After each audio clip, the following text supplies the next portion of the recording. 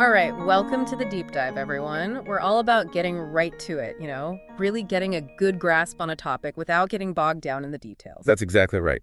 And today we're tackling a pretty monumental text. Psalm 105 from the Bible. We'll be working with the New Living Translation. So think of this as a laser-focused exploration. It's a text that holds a lot of historical weight and carries a powerful message. We're going to distill the essential insights, the core story woven into this song. Yeah, for sure. It's more than just reading it passively. We're dealing with a blend of historical record, a powerful song of praise, and this essential reminder of a fundamental agreement and all the incredible events tied to it. And the psalm jumps right in with his immediate call to action. Yeah, it's pretty striking. Give thanks to the Lord and proclaim his greatness. Let the whole world know what he has done. It's not just about personal gratitude, is it? Right. It's about making a universal declaration. So let's break this down. What jumps out at you right away? I think what's really interesting is that double emphasis from the get-go. You have the inward call to give thanks, but then it's immediately balanced by the outward commands. Proclaim his greatness, sing his praises, tell everyone. It sets up this idea of an act of faith, one that remembers and shares its understanding. You hit the nail on the head with that. Verses 2 through 7 really drive this point home. It's like this constant rhythm of instruction. Sing, tell, exult, rejoice, and maybe even more important, to seek the Lord in his strength continually. It's presented as this ongoing thing, not a one-time deal. Yeah. And then the command to remember the wonders he has performed, his miracles, and the rulings he has given. It's like a deliberate way to keep faith alive through actively remembering. Why do you think that emphasis on continual seeking and remembering is so crucial? That's a huge question, isn't it? If you think about how we humans tend to forget or just kind of become complacent, these repeated calls act like an anchor. Remembering past acts of deliverance strengthens present faith and provides hope for the future. That's a good point. And the continual seeking part, it points towards this dynamic relationship. It's an ongoing engagement rather than a static belief. And notice who this is directed at. You, children of his servant Abraham, you descendants of Jacob, his chosen ones. It builds a direct link to a historical lineage. It establishes a shared identity.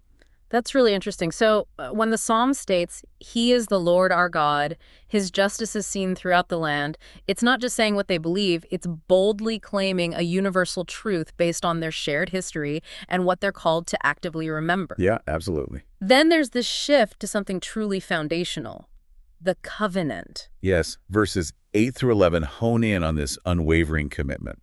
He always stands by his covenant, the commitment he made to 1,000 generations. Just think about that time frame, 1,000 generations. It really drives home the long-lasting nature of this promise. Wow. And back then, covenants, they were serious business, formal agreements that often had big implications for everyone involved. No kidding. And this isn't just some vague promise floating around. It's directly linked to Abraham, then to Isaac, and reaffirmed with Jacob, who's also called Israel. So there's this clear lineage of inheritance for the covenant that's being emphasized. What's at the core of this agreement? Well, the promise is crystal clear. I will give you the land of Canaan as your special possession. This is the bedrock promise in this part of the psalm, a divine guarantee of land and inheritance, and it shapes the whole narrative that follows. But it's not like they just walked in and took over, right? Verses 12 through 15 paint a picture of really humble beginnings. They were few in number, a tiny group of strangers in Canaan. It wasn't some glorious conquest from the start. Yeah, they were essentially migrants, moving from nation to nation, from one kingdom to another. It shows how vulnerable they were and how reliant they were on something bigger than their own strength or numbers. Right.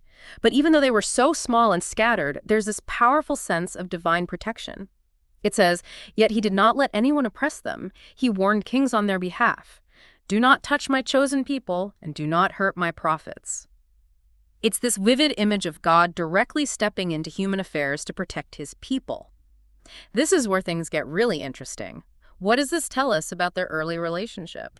Well, it suggests a pretty direct, maybe even surprising level of involvement. Think about it. Divine warnings being issued to earthly rulers on behalf of this small, seemingly unimportant group. Right. It speaks to the unique status they had. It implies a power that goes beyond human structures. Totally. And that sets the scene for this incredible personal story within the larger narrative, the story of Joseph. Starting in verse 16, we hear about a famine in Canaan, but it's presented as a direct action by God. He called for a famine on the land of Canaan, cutting off its food supply. What's the reason for framing it that way? Well, by saying the famine was a direct action by God, the psalm underscores his total control over events, even things that seem negative. It suggests that even hardship can be part of a bigger plan. Okay, that makes sense. And before this hardship hits, remember, God had already set up a rescue by sending Joseph to Egypt. The verses highlight the trials he faced, being sold into slavery, his feet in chains, his neck in an iron collar. This was a period of intense suffering and testing for him. It really emphasizes what Joseph went through. Verse 19 tells us, "Until the time came to fulfill his dreams, the Lord tested Joseph's character." It wasn't just about the dream coming true, it was about the kind of person Joseph became through all those hard times. What's the significance of that emphasis on testing? Well, the testing is key. It implies that for God's promises to be fulfilled, there's often a process of refinement. It's about preparation. Joseph's time of suffering wasn't pointless. It shaped him into the leader he needed to be. Right. It shows us that God's plans often unfold in ways we don't expect or understand at the time. That's a good point. And then we see this huge turnaround in Joseph's situation. Pharaoh recognizes him and raises him to a position of immense power. He goes from prisoner to essentially running the entire kingdom. That's right. He has the authority to give orders to officials and teach advisors. This really shows God's power to bring about incredible transformations and to use individuals in amazing ways to achieve a bigger purpose. It definitely does. It's a powerful example of how God can work through individual lives to impact the course of history. And the direct outcome of Joseph's rise is laid out in verse 23. Then Israel arrived in Egypt. Jacob lived as a foreigner in the land of Ham. So the whole family, those who were promised the covenant, they end up in Egypt because of Joseph's journey. Wow. But there wasn't a walk in the park, was it? No, not exactly. Verses 24 and 25 describe a big and ultimately negative shift. The Israelites multiplied and became too mighty for their enemies. At first, that growth might seem like a good thing, but it actually caused resentment and fear among the Egyptians. I see. So how did that shift in power create the conditions for oppression? Well, sometimes when a minority group grows significantly in number and influence, it can make the dominant population anxious and suspicious. Yeah. The psalm suggests that the Egyptians saw the Israelites' growing strength as a potential threat to their own power and stability, which led to a change in their attitude and actions. And that fear grew into outright oppression. The psalm says the Egyptians plotted against the Lord's servants, and that sets the stage for the next major part of the story, the Exodus from Egypt. Right, and this is where Moses and Aaron come in, verse 26. They're specifically identified as God's chosen messengers sent to confront Pharaoh and the Egyptian authorities. Why do you think they were sent together? Sending both Moses and Aaron might highlight a dual leadership, or maybe a division of roles. Moses being the main speaker, and Aaron often performing the miracles. Verse 27 then talks about the miraculous signs and wonders in the land of Ham. What follows is this vivid and dramatic series of plagues, each one showing God's power in bigger and bigger ways. The psalm gives us some specific examples. Darkness falling over Egypt, the Nile turning to blood and killing the fish, frogs all over the place, even in the king's own rooms. Then there were infestations of flies and gnats.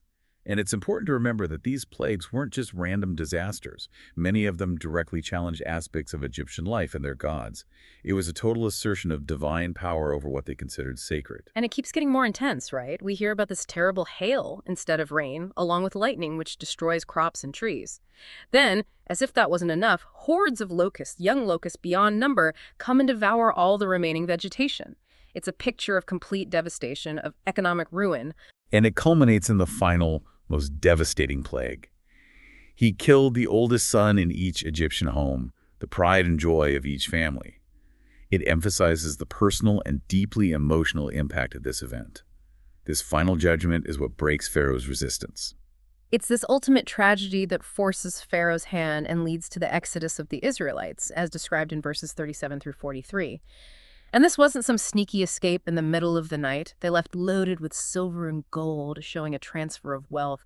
And incredibly, not one among the tribes of Israel even stumbled. It's portrayed as this powerful, almost effortless liberation. Yeah, and the reaction of the Egyptians is worth noting too. Egypt was glad when they were gone, for they feared them greatly. The plagues had instilled a profound and overwhelming fear. It speaks to the immense power displayed through these events. But God's protection doesn't stop once they leave Egypt, does it?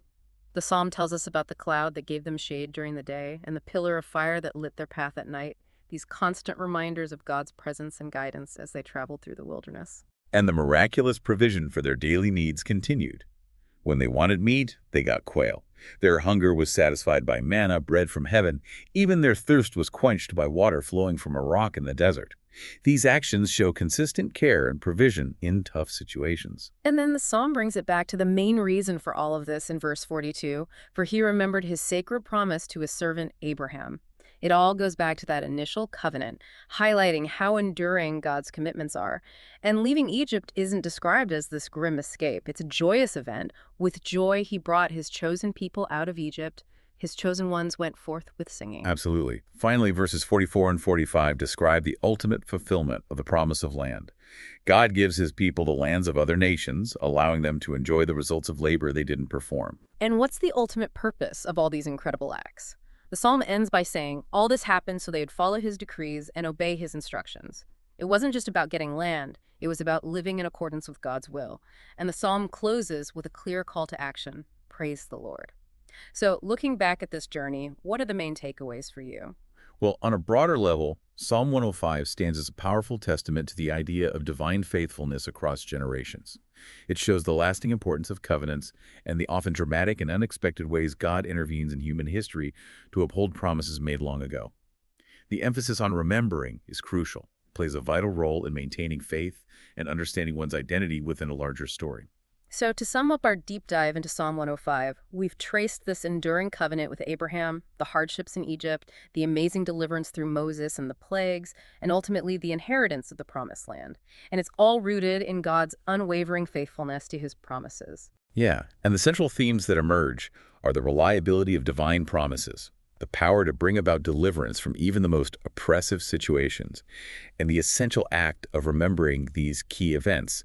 They become cornerstones of identity and belief. Okay, here's something to think about long after our deep dive ends. Consider the power of promises and commitments in our own lives and in the bigger picture of history. What does it really mean for a promise, whether it's personal or societal, to have a lasting impact across generations? And what are the consequences when those foundational commitments are either cherished and upheld or sadly neglected and forgotten? It really makes us think about the lasting power of narrative and its influence on who we are and what we believe. That's a good point. I hope you found this deep dive illuminating. We'll be back next week with another fascinating exploration. Until then, keep diving deep. Keep diving.